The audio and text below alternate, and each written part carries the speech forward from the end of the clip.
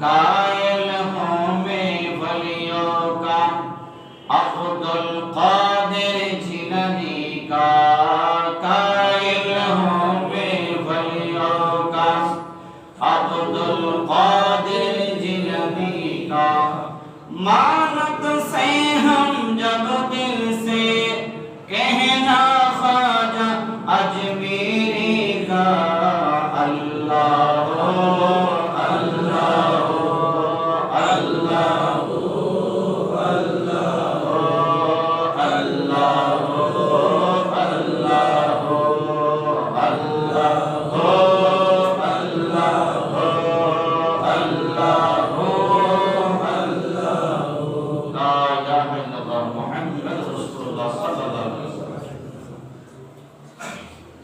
জাহান্নামের গভীরতা, জাহান্নামের ভয়াবহ আগুন, এগুলো আপনারা সংক্ষিপ্ত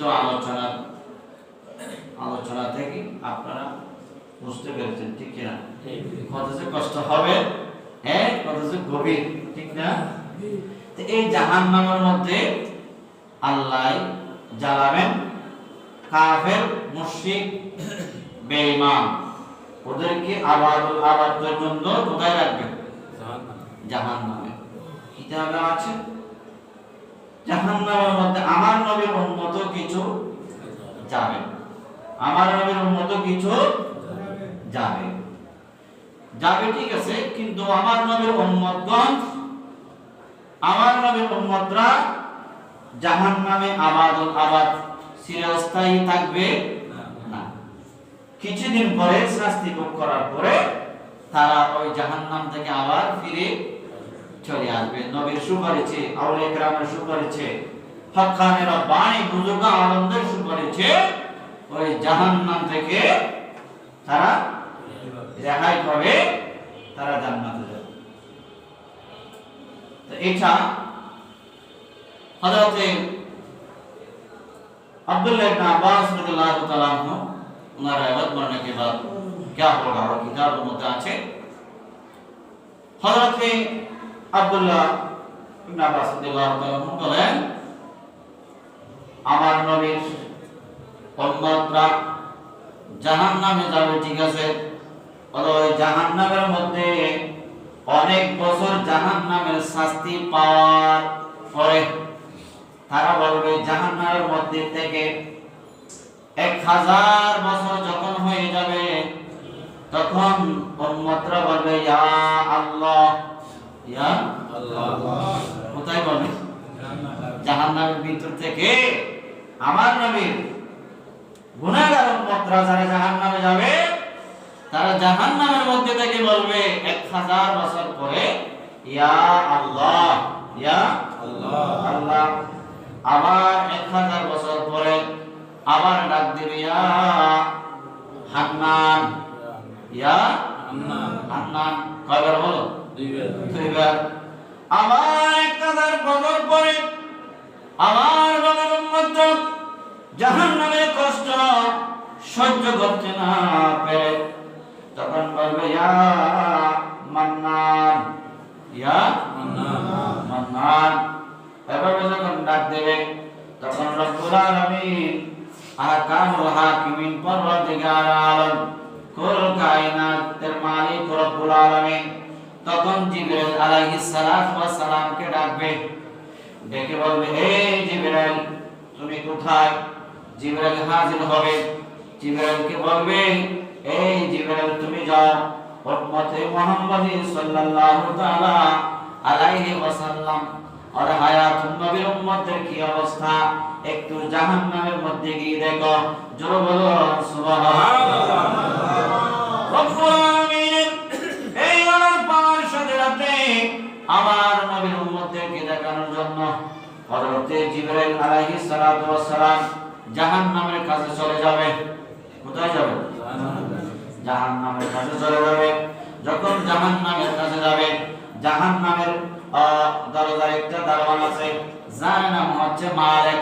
যার নাম মালিক। মালিক তখন জিবরাইলকে দেখার সাথে সাথে বসা থেকে দাঁড়িয়ে যাবে, হে বন্ধু আপনি কেন আসছেন? তখন জিবরাইল বলবে, এই আমার ভাই মালিক, আমাকে আল্লাহ পাঠিয়েছেন উম্মতে মুহাম্মদী যারা জাহান্নামের মধ্যে রয়েছে তাদের অবস্থা কি হবে একটু জানার জন্য আমি এসেছি। আমাকে আল্লাহ পাঠিয়েছেন। জোরে সুবহানাল্লাহ।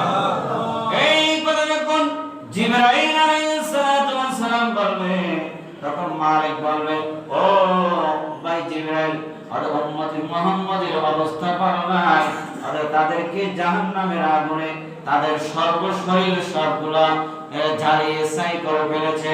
অর্থাৎ তাদের অন্তরের ভিতরে নূরুন নবীর মহব্বত আছে বিদায়, ওদের যারা পরিমাণ ঈমান আছে বিদায়, ওদের তাদের ঈমানের রূহটা জিন্দা আছে, আর তাদের সমস্ত শরীর জাহান্নামের আগুনে কে ফেলেছে। সুবহানাল্লাহ। জাহান্নামের আগুনে কে ফেলেছে? তখন জিবরাইল বলবেন, না না, আপনার কথাগুলো আমি শুনতে চাই না, আমাকে দেখাও, আমাকে দেখাও জাহান্নামের কি অবস্থা। তখন জাহান্নামের মধ্যে উম্মতে মুহাম্মদের কোন অবস্থা চলতেছে এটা দেখানোর জন্য জাহান্নামের দারোয়ান মালিক তখন উন্মুক্ত করে দেবে জাহান্নামের দরজা।